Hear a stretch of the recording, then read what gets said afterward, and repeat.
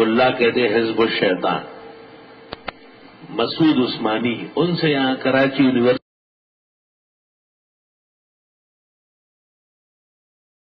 میں بات چیت ہوئی تھی۔ التمائم شرکن، میں نے کہا تمیمت تو تعویذ کو نہیں کہتے، تمیمت تو تولیے کو کہتے ہیں، جس میں سحر ہو، جن بت پری سے مدد مانگی گئی ہو، وہ تو شرک ہے۔ تو مجھے کہا آپ مجھے دکھا دیں، تو میں نے مجمع البحار اور مولانا فخر الحسن صاحب گنگوئی کا حاشیہ ابو داؤد پیش کیا، یہ دونوں میں فرق لکھا ہے۔ تو میں نے کہا آپ جو کہتے ہیں کہ ایک ہی چیز ہے یہ بھی دکھا دینا، تو نہ دکھا سکا الحمدللہ۔ اب تو ذہبی کی الطب میں، ابن قیم کی الطب میں، تمام بڑے بڑے جو اس میدان کے شاہ سوار ہیں انہوں نے فرق لکھا ہے کہ جو کلمات پڑھنا جائز ہے ان کلمات کا لکھنا بھی جائز ہے، اور جن کلمات کا لکھنا جائز ہے ان کلمات کا دم کرنا بھی جائز ہے، اور جن کلمات سے شفا کی امید ہے کہ اللہ اس کی برکت سے شفا عطا فرماتے ہیں، اگر کوئی تجربہ کار ماہر فن پوری توجہ کے ساتھ، اخلاص کے ساتھ اس کا تجربہ اور علم اجازت دے دے، اور وہ کسی پلیٹ میں لکھ کر کے زعفران سے یا گلاب کے پانی سے یا زمزم کے پانی سے اور پھر وہ مٹا کر کے مریض کو پلائے، کوئی حرج نہیں ہے، بالکل جائز درست ہے، والحمدللہ علی حال۔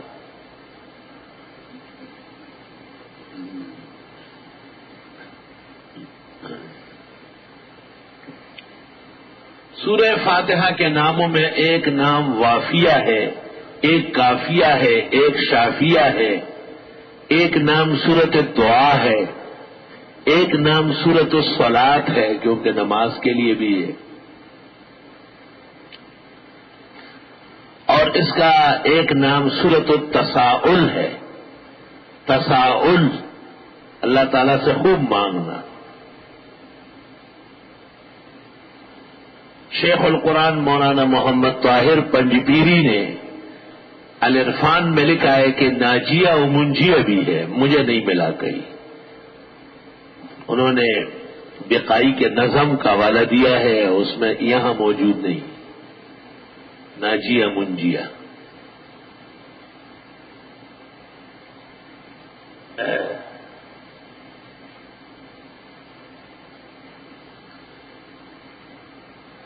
حافظ ابن قیم نے لکھا ہے کہ خیر کے کام میں فاتحہ پڑھ لیا جائے، جو بھی آپ اچھا کام کرتے ہیں، دم کرتے ہیں، تعویذ لکھتے ہیں، کئی درس دینا چاہتے ہیں، دعا مانگنا چاہتے ہیں، تو فاتحہ پڑھ لیں، سورہ فاتحہ۔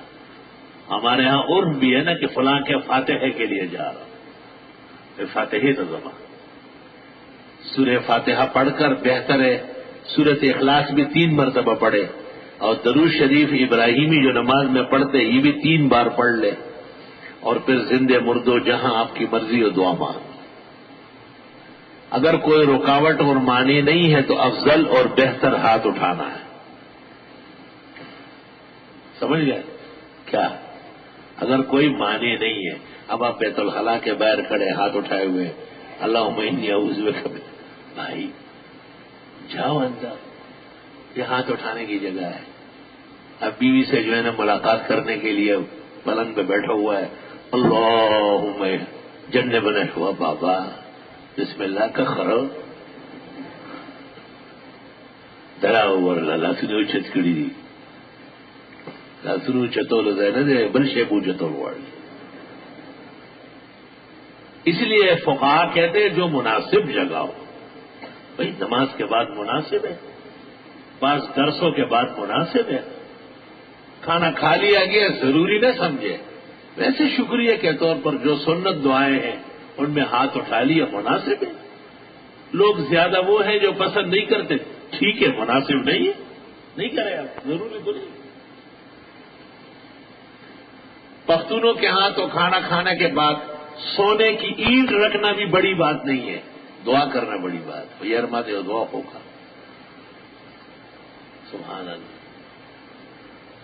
ایک پختون ہے یہاں، وہ ہر سال ایک بڑی دعوت کرتا تھا، ایک دعوت پورے ادارے کی، ایک دعوت اساتذہ کی، پھر میرے لیے پر کتنے تحفوں کا انتظام کرتا تھا، پھر اخیر میں کہتا تھا کہ استاد لوگوں نے خراش کرنا، چلتے لوگوں نے ڈھوڑے اوپرے اور اللہ سے چھت کی، یا خدا ہے ہمارے تو اتنا خوش ہوتا تھا وہ کہ استاد مدرسے کی بھی دعوت سب طلباء کی ہو گئی، استاذوں کی بھی ہو گئی، آپ کی پسندیدہ چیزیں بھی لایا، تھوڑی دیر کے لیے گھر آئے اور وہاں ہمارے گھر میں کھانا کھائے اور تھوڑا سا ہاتھ اٹھا لیں، لا الہ الا اللہ۔ تو میں کبھی کبھی منصور کو کہتا گاڑی کھولو چلے ان کے گھر، شکریہ الجزاء الاحسان الا الاحسان۔ تو میرے ایک ساتھی تھا، وہ کہتا تھا یہ ضروری تو نہیں ہے، میں نے کہا ضروری کون کہتا ہے، یہ وہ جو مجھے تحفے دیتے ہیں ضروری ہے کیا؟ وہ جو طلباء کی دعوت کرتے یہ کوئی بھی ضروری نہیں ہے، سب تبرعات ہے، مندوبات ہے۔ استاد محترم مولانا مفتی ولی حسن یہاں مہمان تھے، ان کو تذکرہ کیا تو انہوں نے کہا آج رات کو میں آتا ہوں، میں بھی ساتھ چلتا ہوں۔ پختونوں کی دعا بڑی اچھی ہوتی ہے، وہ رزق کا صحیح شکر، دیکھو فقیر ہے حالانکہ ٹونک کے آدمی تھے، فرمایا پختون جو کھانا کھانے کے بعد دعا کے کرتے ہیں بہت دل سے کرتے ہیں، اور یہ عادت عربوں کی بھی ہے، اب بھی ہے، وہاں عرب بڑی بڑی دعا، شیخ ادعو لنا، شیخ الدعا لنا بالخیر لنا وللاولاد ولهؤلاء الاشغال والله، جیسے ہمارے ہاتھ میں سب کچھ ہو اور ہم دعا کر لیتے، کچھ کلمات پڑھ لیتے، وہ کہتے ہیں شیخ واللہ عطرتنا نورتنا، سبحان اللہ۔ دعاؤں سے مت زیادہ کراہیت کرو۔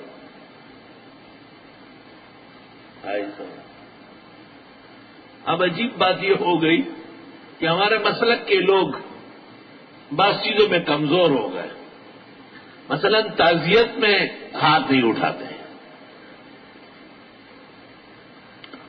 یہاں کراچی میں ایک بڑے مفتی صاحب فوت ہوئے تھے، تو میں تو جنازہ پڑھ کے آ گیا تھا، مولانا شیر علی شاہ آئے اور مجھے کہا چلو دعا کرتے، تو راستے میں مجھے کہا کہ یہ سنگ چل بگودارا میں خلاص نو چتے، میں سرحد میں آپ نے آج تک 74 سال عمر ہو گئی، آپ نے جو دعائیں مانگی وہ کس طرح مانگی؟ کہا ہاتھ اٹھا کے۔ میں نے کہا آج بھی ہاتھ اٹھائیں گے، خپنشی میں ذرا سرائم سرے رہی۔ ہم وہاں گئے، ہم نے دعا مانگی ہاتھ اٹھا کر، ان کا جو جانشین ہے یا غاصب ہے اس نے ہاتھ نہیں اٹھائے تھے بیٹھا۔ طالب علم جو تخصص میں تھے دورہ یہاں سے کر چکے تھے، مجھے دیکھتے ہیں تو ہاتھ اٹھاتے ہیں، ان کو دیکھتے تو نیچے کرتے۔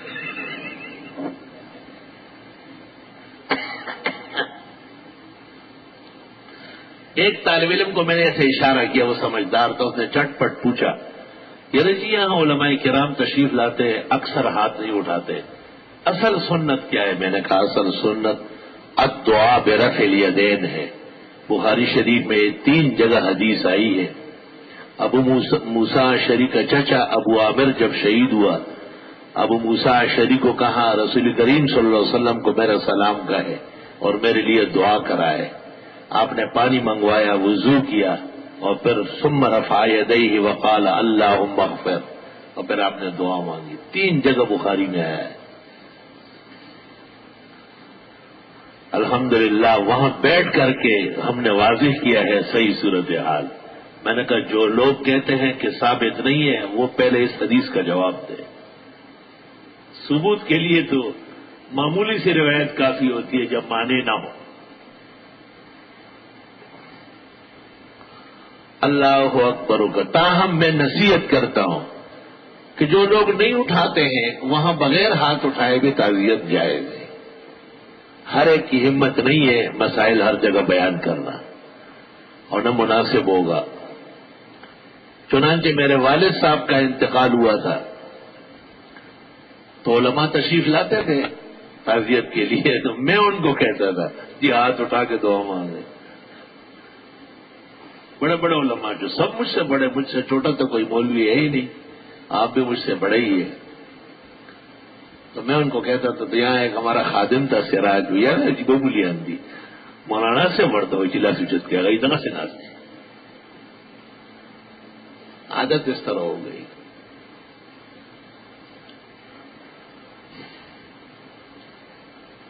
سورہ فاتحہ کی مناسبت سے یہ بات بھی بہت ہی مناسب ہے کہ دعا کرنے کا طریقہ کیا ہے. احادیث مبارکہ ترمذی شریف کتاب الصلاۃ کے اخیر میں امام ترمذی نے باب قائم کیا ہے. الثناء علی اللہ ثم الصلاۃ علی النبی ثم الدعاء.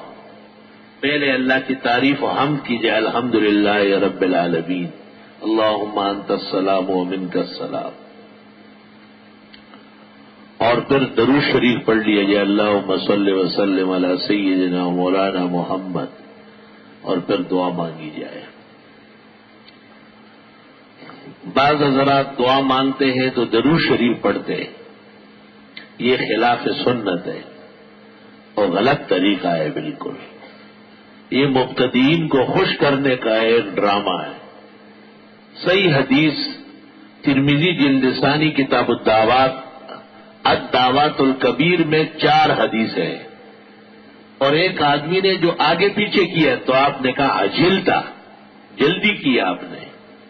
اذا دعوت فاحمد اللہ، جب دعا کرنے لگے پہلے الحمدللہ پڑھو، ثم صلی علی النبی، پھر درود پڑھو، ثم دو یا ثم صل، تو جب پھر دعا مانگو اور قبول ہو جائے گی. اللہ اکبر. دعا مانگنے کا سنت اور مسنون طریقہ یہ ہے کہ پہلے اللہ تعالیٰ کا حمد و ثنا کیا جائے، پھر اطمینان سے درود شریف پڑھ لیے جائے اور اس کے بعد دعا مانگی جائے. اور ہر لفظ دعا کا 3 دفعہ رب اغفر لی رب اغفر لی رب اغفر لی، اللہم قنی عذابک یوم تبعث عبادک، خدایا جہنم سے بچا، قیامت کی رسوائی سے بچا، قبر کے عذاب سے بچا، میزان و صراط کے خطروں سے بچا. 3 دفعہ دہراؤ. یاد رکھنا اسلام میں کوئی ایک عمل بھی مجھے معلوم نہیں جس کا شروع درود شریف سے ہو، کہیں نہیں ہے. درود کے متعلق ہمیشہ آئے گا ثم صلی، ثم صلو علیہ، پھر درود پڑھو، پھر درود پڑھو. یعنی درود دوسرا کام ہے، پہلا کام اللہ تعالیٰ کا حمد و ثنا ہے. آج تک تمام کتابیں جو دعاؤں میں پر لکھی گئی ہے ان میں اس بات کی وضاحت ہے کہ پہلے اللہ تعالیٰ کا حمد و ثنا کیا جائے، پھر درود شریف پڑھ لیا جائے اور پھر دعا مانگی جائے. اختتام درود شریف سے ہو یا رحمت الہی سے ہو، دونوں صحیح. یا رب، امید ہے آپ کو یہ تفصیلات یاد رہے گی اور اس میں کوئی دوسرا قول نہیں ہے، صرف غلط فہمی ہے جو چل رہی ہے. بعض حضرات وہ دعا مانگتے وقت اللہم صلی علی محمد اور پھر دعا، یہ نامناسب، خلاف سنت، احادیث و آثار اور فقہ کے خلاف طریقہ ہے. ماہنامہ الاحسن میں جس جگہ میں نے کلام کیا ہے وہاں کئی کتابوں کی عبارتیں اور بھی نوٹ کرائی جس میں آداب لکھا ہے کہ پہلے اللہ تعالیٰ کا حمد و ثنا کیا جائے، پھر درود شریف پڑھ لیا جائے. اور کہیں بھی ایسی دعا نہیں آئی جس کے شروع میں درود شریف ہو. ایک بزرگ عالم نے مجھے کہا کہ نماز میں تو پہلے درود ہے پھر دعا ہے. میں نے کہا پہلے اللہ کا حمد، التحیات للہ والصلوات والطیبات، سب سے پہلے اللہ کا حمد و ثنا ہے، پھر ہے السلام علیکم ایھا النبی ورحمۃ اللہ وبرکاتہ، پھر اللہم صلی اور پھر ربنا آتنا فی الدنیا، یا جو بھی دعا کوئی مانگے. اس سے پتہ چلا کہ بعض وظائف میں اور بعض معمولات میں جو لکھا ہے یا بعض بزرگ کہتے ہیں کہ اول و آخر درود شریف، یہ غلط کہتے ہیں. اول درود کبھی بھی نہیں ہو سکتا، درود اخیر میں ہوگا ہمیشہ. ہماری گفتگو